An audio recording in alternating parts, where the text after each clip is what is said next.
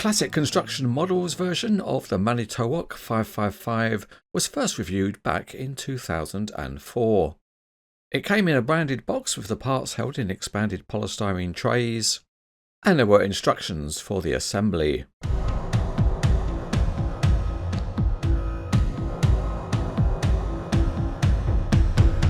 Assembly was limited to adding the boom, and it was a bit unusual in that it had pinned joints with tiny silver clips to hold the boom sections together. And here is the assembled model. Out of the box it was not a particularly big crawler crane model, but let's do a dim check, and to the top of the boom it was 23 inches or nearly 60 centimetres. We quickly track it over to the weighbridge and it comes in at about 3 pounds 14 ounces. What is nearly 1.75 kilograms.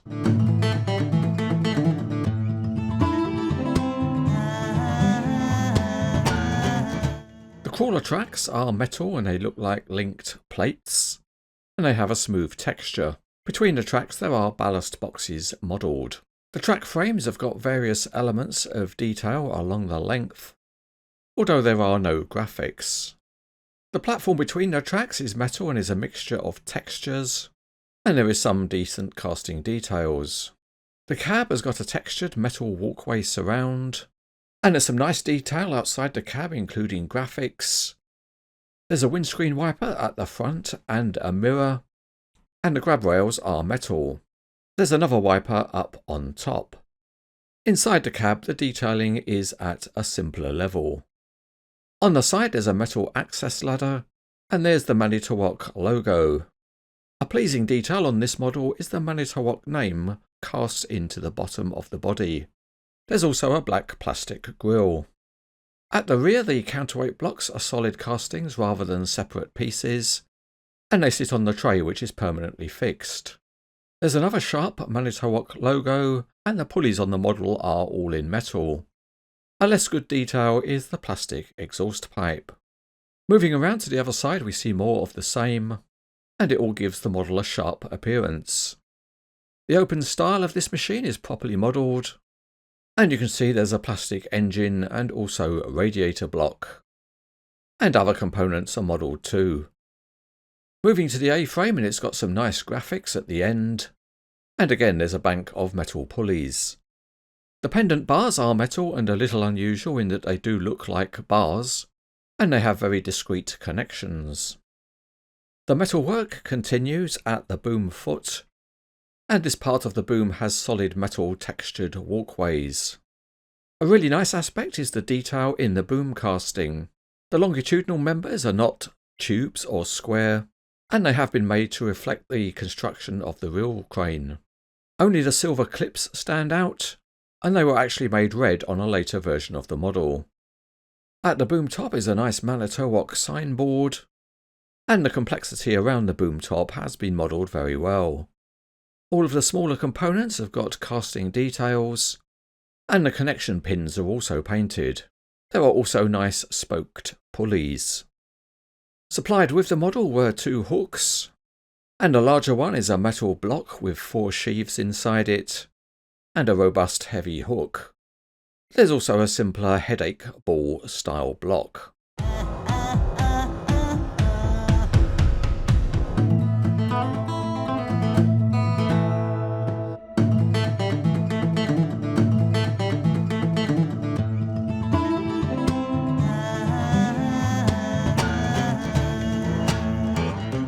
We start with the crawler tracks and they won't roll on a smooth surface, but as you can see here they can be turned by a giant hand motor. And so by doing this you can recreate in your own home realistic crane operation functions. Or if you're more fully grounded you can just rotate the crane, which works very smoothly. To get access to the winches which operate the crane you can open a side panel. And then using a key you can operate any of the winches. The 2 winches for the crane hooks really just hold a load by means of friction, so you'd need to be careful hanging a heavy load. But having said that, the winches are very smooth to operate, and what can be better than operating the crane and seeing the hooks go up and down. The big hook block also has some nice functionality. The hook itself rotates, and the safety latch, which stops chains bouncing off, is spring-loaded on the model. So that is a nice bit of tiny functionality. The brake on the luffing winch is better because it has a positive brake, and you can see that with the pattern on the side of the drum.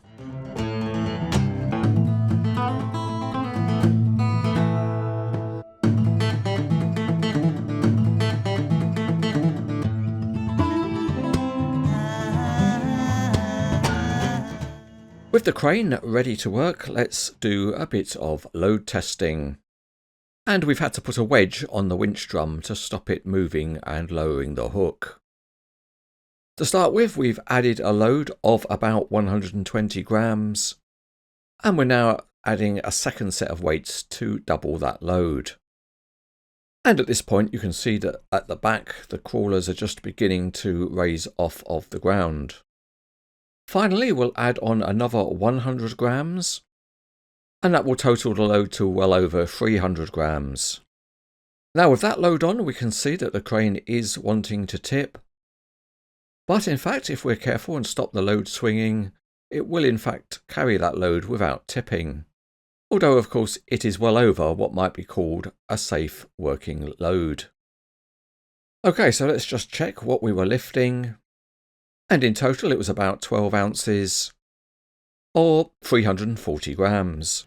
Now this model was reissued by TWH as model number 015, and it was unusual because it included two booms. The second boom had screwed connections instead of clips, and also included a fly jib. And in addition to the instructions for the model, there was a Manitowoc 555 product guide included.